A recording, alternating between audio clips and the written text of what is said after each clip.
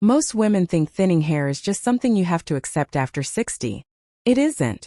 In fact, the way you're currently styling your fine hair might be flattening it even more, and you probably don't even realize you're doing it. There's one very common habit that instantly ages your whole look, and almost every woman over 60 is guilty of it. It's not about your genes, and it's definitely not too late to fix it. Stick around because by the end of this video you'll know exactly what to change, and one of these mistakes might surprise you completely. Hello beautiful friends, and welcome back if you're already part of this community, and a warm hello if this is your first time here. I'm so glad you found this channel. This is a place where we talk about looking polished, elegant and confident after 60, without spending a fortune or chasing trends that were never made for us. Every week we dig into the small practical changes that make a real difference in how put together you feel walking out the door.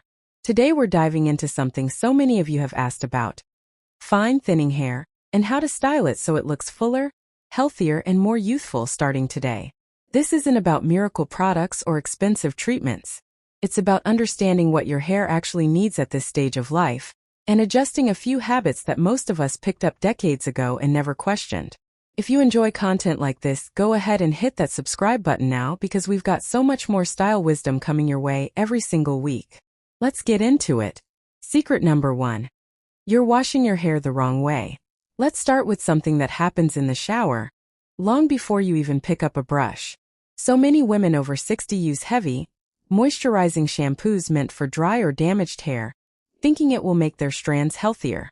The problem is those thick, creamy formulas can actually weigh fine hair down before you've even styled it.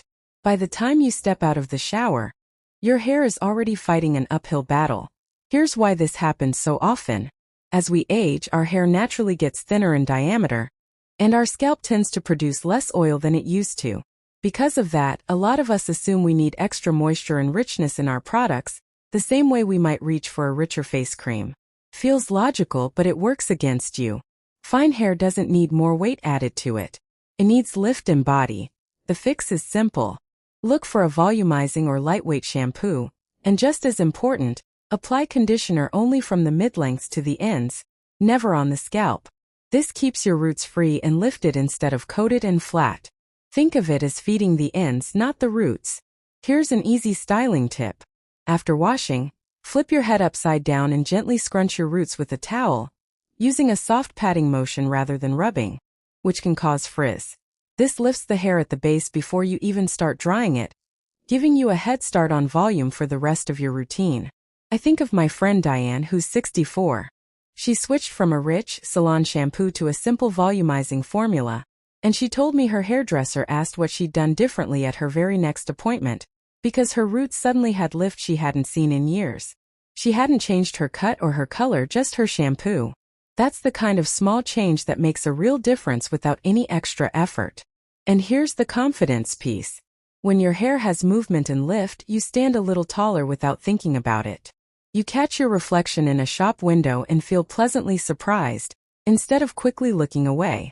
It's a small shift, but it changes how you carry yourself through the whole day. If you're watching your budget, you don't need an expensive salon brand.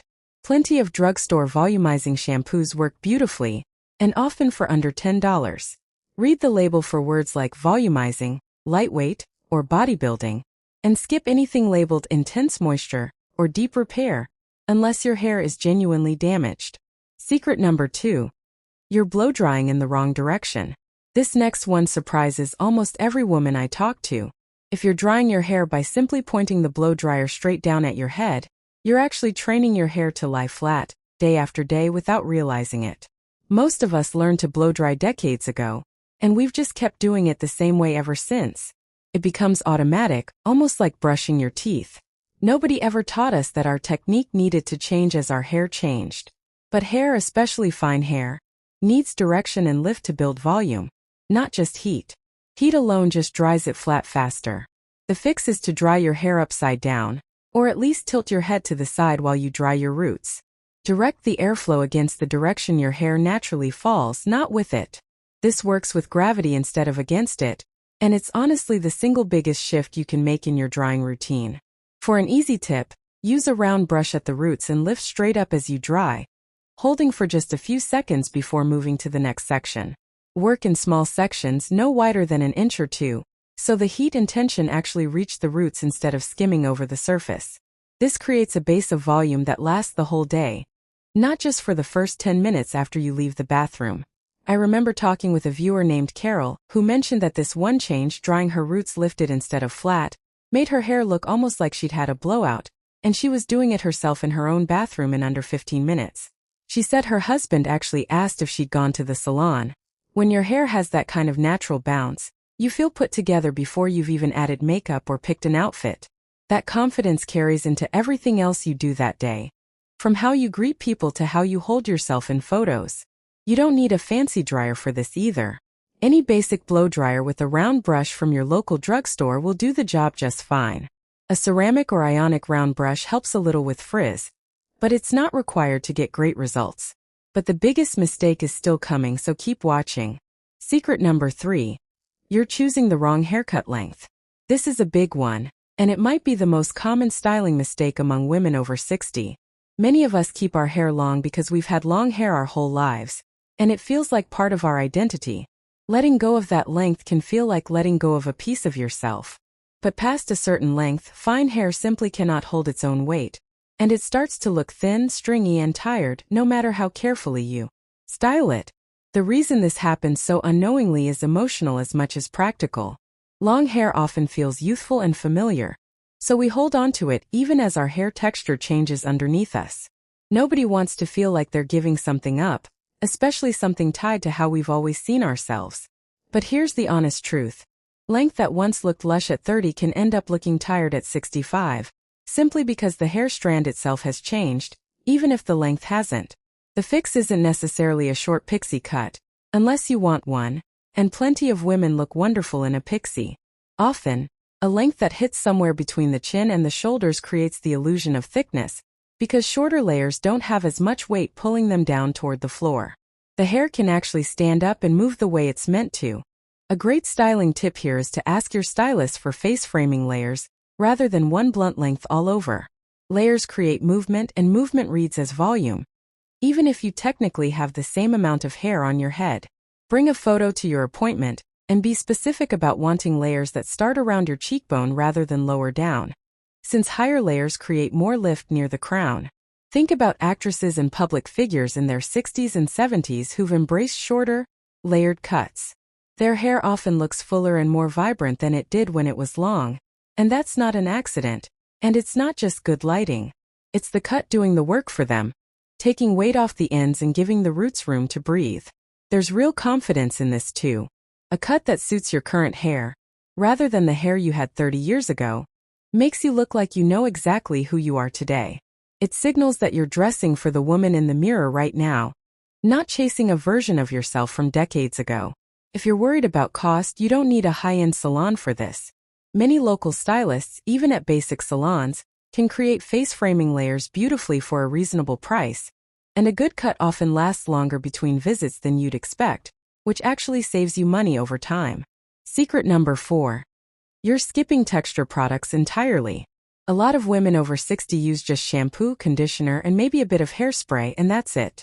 But without any texturizing product, fine hair has almost nothing to grip onto, so it slips right back into flat within an hour or two. This happens because texture products often get marketed toward younger women with thick, beachy hair, so many of us assume they're not for us. That couldn't be further from the truth. Fine hair actually benefits the most from texture, because it needs help creating grip and separation that thicker hair naturally has on its own. Without that grip, even a great blowout can slide flat within the hour. The fix is adding a lightweight texturizing spray or a volumizing mousse to damp hair before you dry it, and touching up with a bit of dry texture spray afterward if needed. Here's a simple tip. Apply mousse at the roots only, about a golf ball-sized amount, rather than throughout the whole head. Too much product on fine hair can actually make it look greasy and weighed down instead of fuller. I think about how different my own hair felt the first time I tried a texturizing spray. It wasn't sticky or stiff like old-fashioned hairspray. It gave my hair grip without making it feel crunchy, and suddenly my curls and waves actually held their shape through the afternoon. There's something quietly empowering about hair that behaves the way you want it to. It removes one more thing to worry about during your day, and that mental ease shows on your face. You really don't need to spend much here either. A basic volumizing mousse or texture spray from the drugstore works just as well as pricier salon versions for most of us. The next one might be the hardest habit to let go of, so stay with me. Before we get into the final and biggest secret, I'd love to hear from you. If you've learned something new so far, let me know in the comments which one of these you're going to try first. And if you're enjoying this kind of practical, no-fuss style advice, please take a second to like this video. It genuinely helps this channel reach more women just like you. Secret number 5. You're pulling your hair back too tightly. Here's the one that surprises almost everyone, including women who've done it for decades without a second thought. Pulling fine hair back into a tight ponytail, bun, or clip might feel neat and practical, but it does two things that work directly against you. It flattens your roots completely, and over time that constant tension can actually contribute to hair thinning near your hairline. We do this so often because it feels like the easy, put-together option, especially on busy days. It's quick, it looks neat in the mirror, and it keeps hair out of your face. Nobody's thinking about long-term effects when they're just trying to get out the door. The fix isn't to avoid pulling your hair back altogether. It's about how you do it. Loosen the front section slightly before securing the rest, and use soft fabric-covered elastics instead of tight rubber bands, which pull and snag less. A wonderful styling tip is to gently backcomb just the crown section before pulling your hair up. This creates a soft lift at the roots that stays even once the rest is secured, so you get a polished look without the flat, pulled back effect. I think of a viewer named Ruth who mentioned she'd worn tight buns for exercise for over 20 years, and once she started using this softer approach, she genuinely believed her hairline looked fuller within a few months. Small changes really do add up. There's a quiet kind of confidence in knowing your everyday habits are working for you instead of against you. You don't have to think about it every single day. You just adjust the habit once and it keeps paying off. And again, no expensive purchase needed here. A few soft elastics from any drugstore, and a little patience while backcombing are all it takes. So there you have it. 5 simple shifts that can genuinely transform how full and youthful your fine hair looks. Without spending money you don't need to spend and without hours in front of the mirror. None of these changes require a dramatic makeover or a trip to an expensive salon. They're small habits stacked together, and small habits are exactly what create lasting change. I want you to remember something important. Looking younger and feeling elegant was never really about age in the first place. It's about confidence, and confidence comes from feeling like your true self, just a more polished version of her. You don't need to look like you did at 30 to feel beautiful. You need your style to reflect the woman you are right now, fully and unapologetically. If this video gave you something useful today, please consider subscribing so you don't miss the next one. We talk about style, beauty, and confidence for women over 60 every single week, and I'd love to have you here with us. If you want to keep learning, go ahead and check out our video on the biggest wardrobe mistakes that age women over 60 right after this one. It pairs perfectly with what we covered today. Thank you so much for spending this time with me. You deserve to feel beautiful, confident, and completely yourself at every single age. I'll see you in the next video.